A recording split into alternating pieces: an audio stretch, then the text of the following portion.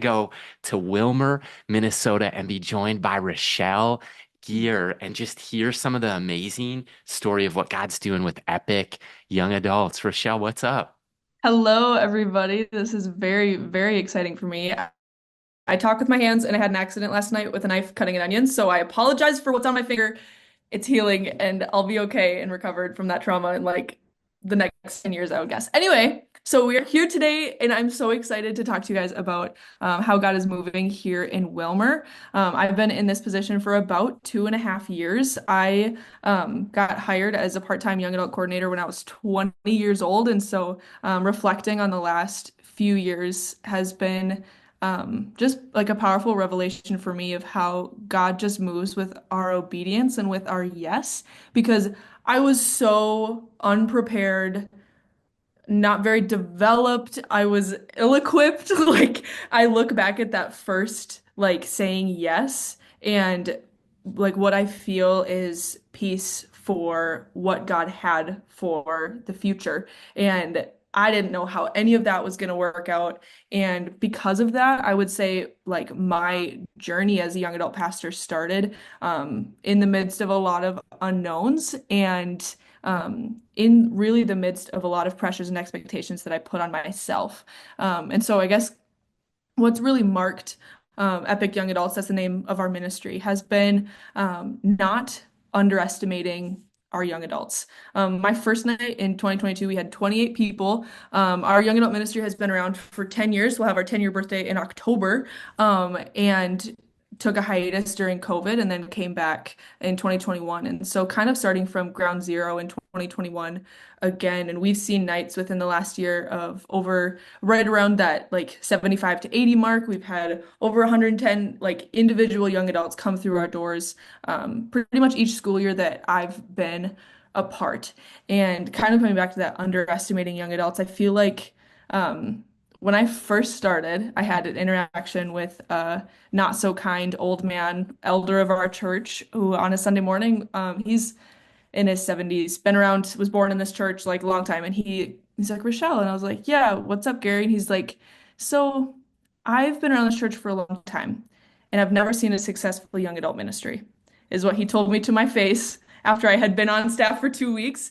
And I kind of said, okay, thank you for that. I don't receive it. What's your definition of success? I know we had a conversation about it, but that stuck with me for a good year. And just saying like, why am I in this position? What am I going to do? What's success? That really has stuck with me over this last few years. And I think success for a young adult ministry and what I've seen for us is removing the labels and expectations that we put on it. So many people, and again, this is kind of like my parents' generation. They'll say, "Oh, you're the singles pastor, right?" I had somebody ask me that yesterday. And I was like, no, the young adult pastor. Or can married people come to this? Or is this just for married people? Or can you guys do childcare for us? All of these different questions when people they have their expectations of what young adult ministry is. And what I've just hopefully allowed the Lord to transform in my heart is giving him my expectations for what I think it should look like. And to be fair, some of those expectations are totally justified for people. That's what they had when they were young adults. Or that's what their kids had walked through just a few years ago. Or they, when they think of young adult ministry, it's meeting every Monday, 8 people eating pizza, like, which again, it's justified. Some people have walked through young adult ministries that look like that.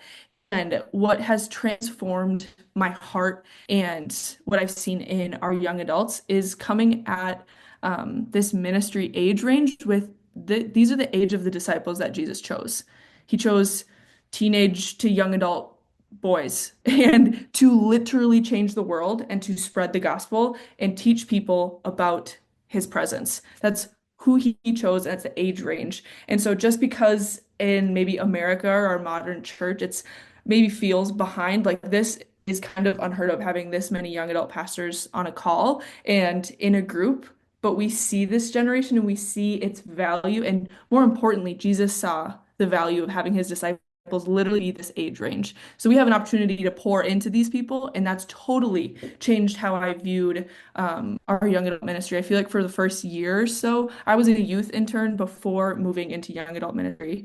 And so what's been powerful is distinguishing the difference between youth and young adult ministry.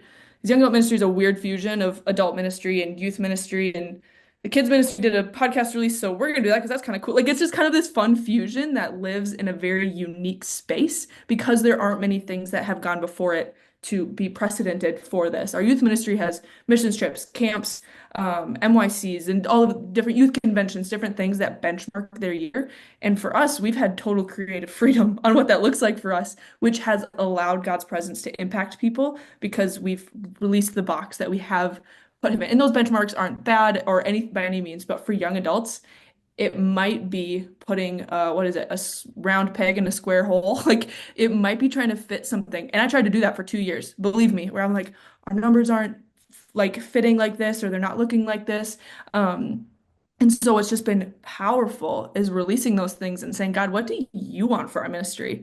What things am I putting on our ministry that have been like part of my past that he's not even asking us to do? And something that has been really powerful in these last few minutes is focusing solely on his presence. And it can be easy to fall into the things that I can control. So for the first 2 years of my ministry, a year and a half, we did trivia nights, we did bingo nights, we did meetup nights, we did all of this extra stuff outside of our service element, outside of preaching the word and like unifying our hearts with him and worship through music. Like we did all of this extra stuff that was really weighing me down. And so even Vivi talking this morning about like it is about his presence is huge. Like that has totally shifted because I put all the pressure on myself to preach the right message, pick the right worship songs, and do all of these things right so that people might encounter the Lord. And so this year we've tried really hard to reshape how we do that and like base our ministry to him first.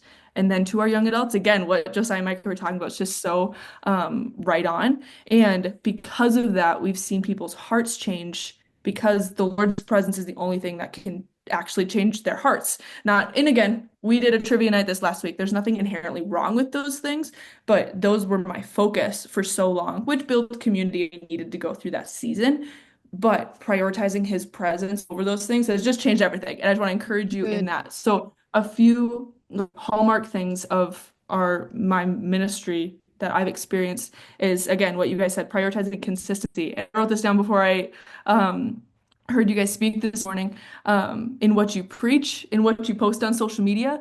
This last together night that we had at the beginning of January, where all of our small groups come together, 3 of our 12 new people said, "Oh, I came here because I saw your Instagram," which I get it. It's not the focus, but it is something like consistency in that is what this generation sees. It's like the first filter that they go through.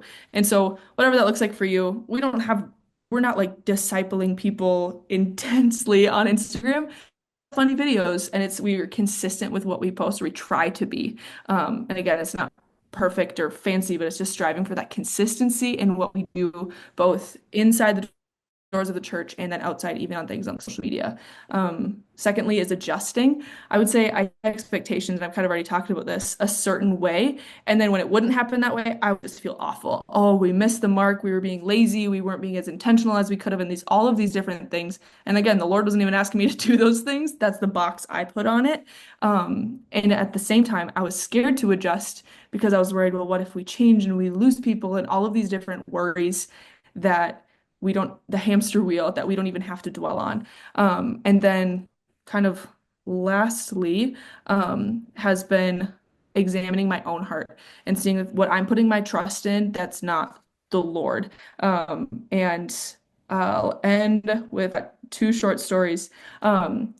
But in John chapter 4, verse 43 through 54 is when Jesus heals the official's son. And the verse that sticks out to me, or the line, it says, "So he and his whole household believed." So one interaction with the Lord changed an entire household. And so no matter what your young adult numbers look like, that just brings so much peace to my heart, because think of the generations in this like very specific age range and season. Like think of the generations that are going to be changed and the generations of kids that are not going to be in kids ministry and youth ministry because of you prioritizing the presence of God and having people encounter the Lord and allowing that to shift their hearts, like whole households will believe and be changed because of this specific age range of ministry. And this is just such an honor to get Yeah. to do what we get to do. I can't Yeah. remember what my second to last story was, so you just get one last story, but that's like so powerful to my heart. And young adult ministries, like I said, is different than youth. Youth is like someone's mom dropped them off, is what can't when it's not a bad thing because youth has the opportunity to evangelize to that. But with young adult ministry, it's people, adults choosing to be discipled and to go deeper in their faith. And I just want to encourage you to like maybe reshape how you think, reshape how you approach it, to take not take that for granted, not take that choice to say yes to the Lord for granted, and just kind of give it all you got. Like, Let's don't go. pull your punches is maybe my last thought. So, Incredible. excited about young adults tonight. I'm speaking on relationships. It's gonna be a freedom night. So we'll see what happens. It's gonna be great. Incredible. Rochelle, we love what God's doing in you, through you. Thanks for sharing. We're You really are welcome. grateful.